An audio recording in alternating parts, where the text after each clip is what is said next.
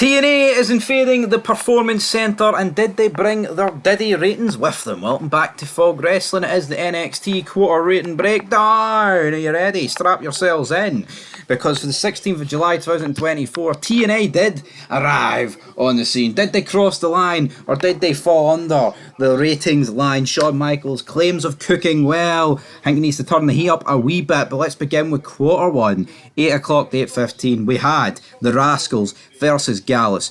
It begun with 573 overall, 573,000 viewers, and then in the 18 to 49 it did 0.17, 223,000 viewers. So not exactly the greatest kick off to the show in ratings or what actually happened. I mean, the Rascals, oh, it's TNA, it's Gallus.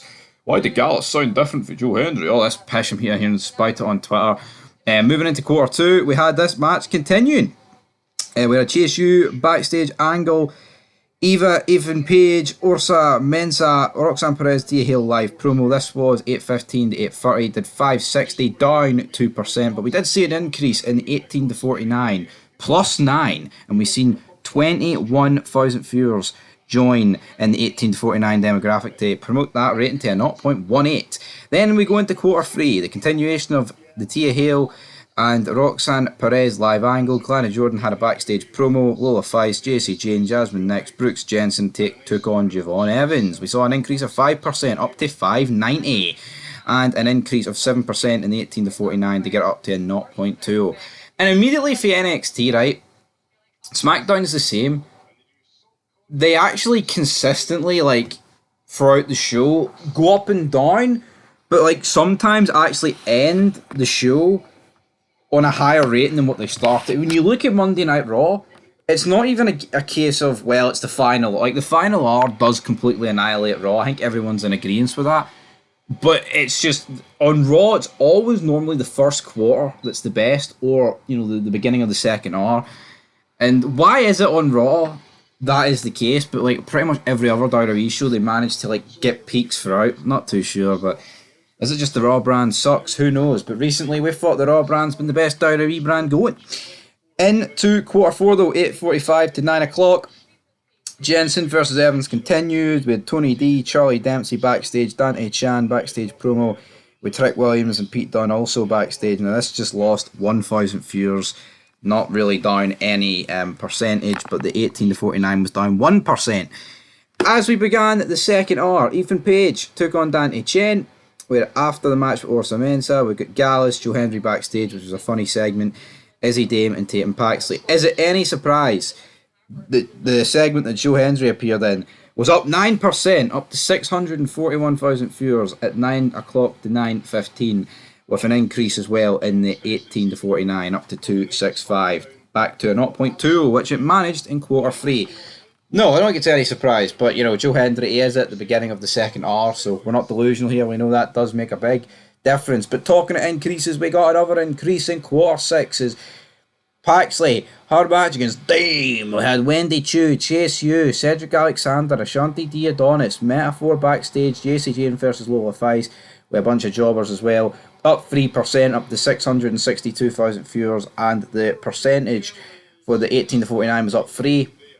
0.21, and it was the highest 18 to 49 so far on the show. But then into quarter seven, 9:30 to 9:45, we saw Paxley Jordan backstage, Page backstage promo, the OC against Out the Mud. Who the hell's Out the Mud? No quarter catch crew were there with Ren Sinclair. This went up 2,000 people, but no increase in percentage. But in the 18 to 49, up a whopping 17. Oh no, sorry, 17. They was 7%. I guess 7% still good. So this was the overall highest viewed quarter of the show. I mean, you look at it, why is it the highest viewed? I've really no idea. Ethan Page, the world champion, I guess, had a backstage promo. It's the final quarter before the last one, and then maybe that's when people realised what was up next, because what was up next was the quarter killer. It was Femi against Duke Hudson, and Femi, oh, but he's so good in the ring, he big, he muscly. Well, he's not a draw, he's a Diddy. He's not really a Diddy man in stature, but in terms of bringing in the money, he is a Diddy man. Minus 11%, into 599,000 viewers, or 590,000 viewers in the 9:45 to 10 p.m. Then in 1849, it was down 12%, the biggest decrease of the whole fucking night. So save for this guy with 257. But we did have an overrun. NXT beginning to copy AEW. We saw an 8% increase up to 635, and we saw a 7% increase on the 1849 up to 0.21. So what I would say is, this just screams to me that people were tuning in for what normally starts at 10 o'clock on the USA Network, because nothing actually changed. That match just continued, and you had Brooks Jensen and Josh Briggs out there, and I don't think those guys are bringing in 40,000 viewers between them. Not a chance. That is it for the quarters of NXT.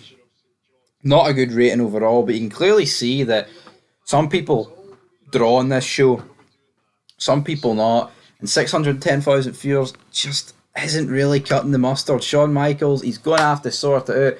He's going to have to get new chefs in the kitchen. Ethan Page, not the correct guy to make the champion for me, but anyway, Sean, let's see how you fix it, son.